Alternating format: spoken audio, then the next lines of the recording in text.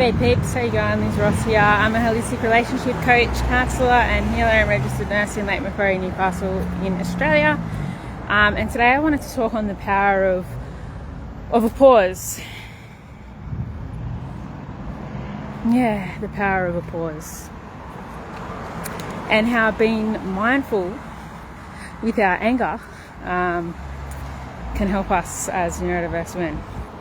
Just going to have a yarn, it won't be too structured, but I think this question comes up a lot, usually once a week with my one-on-one clients, a question around being silenced, right? And society forgets that. We lost reception, I think. They're like, oh yeah, that's all good. No, it's not. For too long, women have been silenced. Vulnerable people have been silenced. They've been objectified. And what happens when people are silenced? What happens when they're objectified? Let's think about that for a moment. If we look back hundreds and thousands of years ago, people are going to get frustrated and pissed off, aren't they? But society and cultures and religions like to control and condemn and judge people if they don't behave a particular way, that there's something wrong with them, or that they're bad, or they're not enough, or they're unlovable because they're not doing as they're told. Now, where does all that wording come from? Well, we go back to our family of origin or generations, and you might find that there's slogans or words or predicates that people used which become people's beliefs if you don't take the power and control back. When I say power and control, that's your awareness and your emotional intelligence of where everything's come from. And we might not know where everything's come from, but if we can be aware of the root cause of why we might be angry, then we can release that anger through pausing, through walking, through mindfulness, through breath work. I've shared the how, through prayer, through meditation, through mindfulness, okay? Through brain-body medicine, okay? There's different things that people can do in a moment of stress or anger, so they're able to respond instead of react. So yeah, just if you look back at history and you look back at society and culture and religions, you'll see that in some of those institutions and systems, they've silenced people, and then people aren't fully being themselves or acknowledging themselves. And if we go back to some people's family of origin, or all of our family of origin or generation, there may be stigma or trauma within those some of those households. So if people saw their parents argue and have lots of conflict, some people in their nervous system believe in their childhood that that's normal, acceptable, healthy relationships because that's what they were role modeled.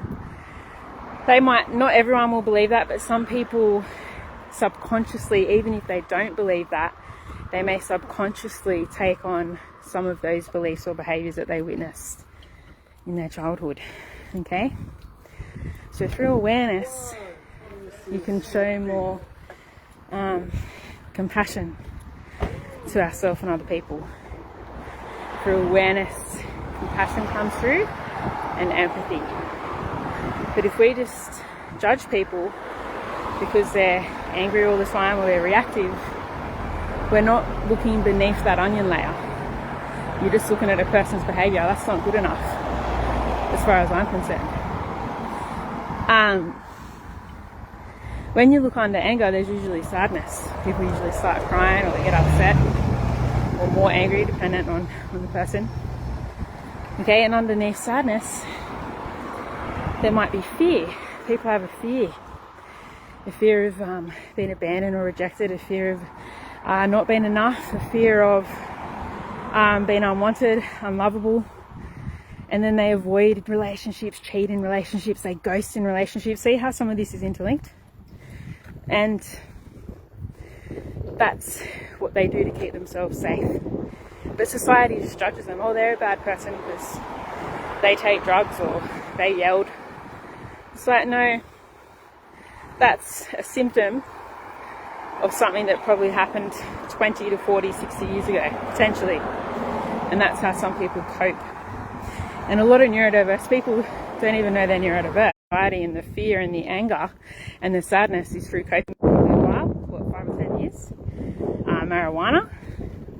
Let's just say the words. And then some people get addicted, or if they feel anger or anxiety or stress, they go to those things to alleviate that stress. Okay, so we've got to understand why people do what they do. Okay, so when we understand why we do what we do, we can be the role models for ourselves, for our partner, for our kids, for our clients, for our family, for our friends, for society, for culture and religions, that we no longer need to be silenced. We no longer have to be objectified. We can stand up on our own 2 feet and express and use our voice, even if we're different, even if no one agrees with us. That's okay. We don't all have to be the same. Okay? Why be mainstream when you can be yourself? Why be mainstream when you can be a unique snowflake? Dan says unique snowflake. We need to honour who we are and forget about silencing yourselves. Forget about continuing to be objectified. That is why people become angry. It's because they've been told to be quiet, to shush, they're too much, they're too loud. Okay, if they hear that as a youngster, they might believe that and continue that behaviour on into adulthood, and then never stand up to themselves in relationship or friendship groups when they should, because they weren't taught emotional intelligence, confidence, boundaries, self-defense. Okay, all of that stuff kids should be taught at school, but yet they're taught things that they don't need to know. So no wonder there's a lot of homeschooling, which is fantastic. Okay, because then people know, like the parents know exactly what their children are learning, which is really, really important. Okay? So just to the point, when we pause, that's going to break state or break the old patterns. Okay, if you can simply pause or walk away or take a breath in or take a sip of water, go for a walk, that doesn't just scientifically release endorphins, or it actually relaxes your polyvagal nerve. You can even put your tongue on the roof of your mouth. You can tap and cross your arms under the seat, or cross your arms and tap near your elbows. Okay, which helps to balance out your left and right brain hemisphere when you're in flight and flight response. Simple shit in the moment like that can help people. If you can role model that every day of the week, like if you're feeling stressed, you just go straight into regulation, self-regulation. It's easy. Walking, breathing, meditation, prayer, right? A few of those easy techniques. If you feel anxious, it's helped me. It helps my clients. It sounds simple, but it can save lives. It can save arguments. It can save conflicts. It can save relationships, because people have realized that, hey, I don't need my ego to get offended by that. I'm going to walk away. I'm going to think about that. I'm going to process it, because if I don't, I'm just going to get trapped in the same cycle and argument with this person or people, and we're not going to get a resolution. So how do we get a resolution? We step outside of that environment. We walk away. I might say, hey, I'm just going to take a moment. I'll be back in an hour. Okay? Or I'm just going to take a moment. I'll be straight back. I'll be back soon. And then I commit to that commitment, and I come back once I calm my nervous system down. I had to teach myself that over a 7-year period with my partner. I've been together 14 years so far in May. So I've had to teach myself stuff. I used to feel abandoned and rejected. I used to want to run away all the time out of fear. Okay? We spoke about anger, sadness, fear. Under fear, right, is hurt. People have a lot of hurt where they're being betrayed by people. Okay? And under hurt, people feel guilt. And under guilt, there's probably shame. Now, if people feel shamed, they're going to feel silence. If people feel shame, they're probably not going to speak up for themselves. If people feel shame, they're going to feel objectified and used and abused. Okay, so how can we respect ourselves in relationships? And how can we respect other people? How can we pause more? And how can we role model and practice what we preach? So practicing what you preach is being the person that you wish other people to be, or treating other people how you want to be treated. Okay, they're very old sayings, but that last one anyway, but I think there is some truth in that. So if we don't want to yell at people, if we don't want to be yelled at, then why are we yelling at people? Right? If we want an apology, then why aren't we apologizing? Why aren't we being the bigger person? Yeah, just some thoughts. Remember that you are loved, you are worthy, you are significant, and each and every one of you have a purpose. God bless. Happy Thursday. If you want to work with me, we're doing our final group coaching for neurodiverse women on Tuesday night, so 18th of March until the 3rd of June for 12 weeks at $84 per week on a payment plan. And yeah, I'm going to coach and counsel each one of you for an hour and a half. You can jump in and out. I'm pretty chilled. Some people eat while they listen. Some people are cleaning and cooking, because I understand neurodiverse people and they're still learning while they're moving or drawing. Okay, so I do things a bit differently.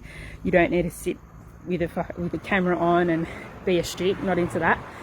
You know, as long as you're participating every now and again, it's all good. So we'll go around the group. Everyone will have a little bit of coaching and counselling, or if no one wants to talk, that's okay. I'll create a little training for each week. And yeah, it's a great way to have community, to have support, to have accountability each week for the 12 weeks. And I'm going to teach you how to create a healthy relationship with yourself and other people. You also get given my 200 to 300 page ebook, which takes you through my whole evolved process of healing, energetics, psychology, and creating balance, which, yeah, it's all around healthy relationships. And you get 12 videos to go along with that as well. They're quite short, like 5 to 15 minutes, just like to get the point across and to like simplify everything. Easy to read, easy to get through. Sounds like a lot of pages, but it's really not that much.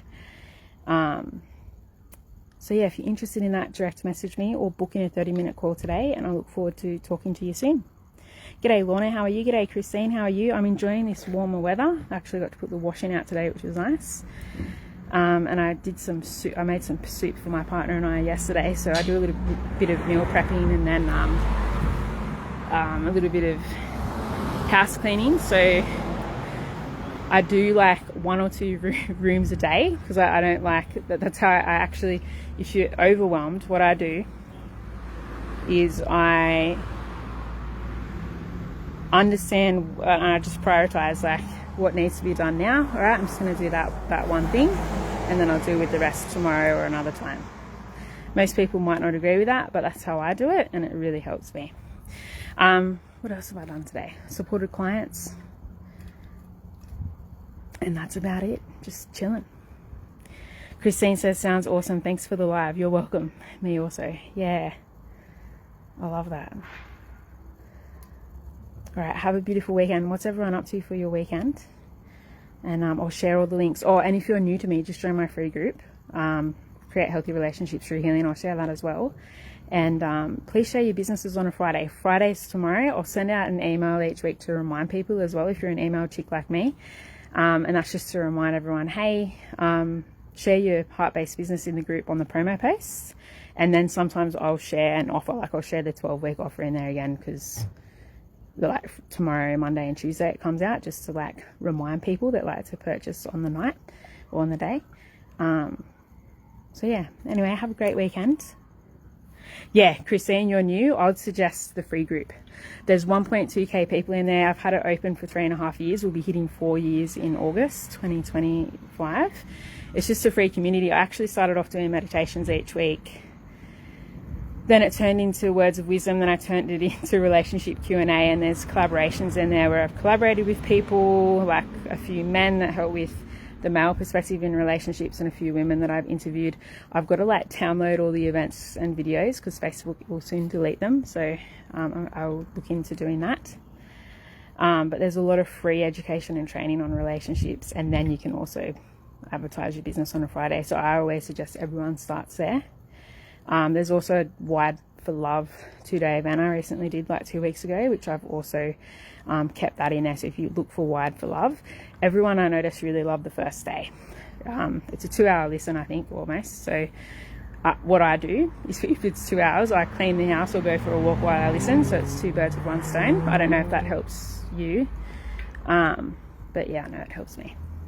Anyway, I'll share all the links. Take care of you guys, and I'll talk to you soon. Bye.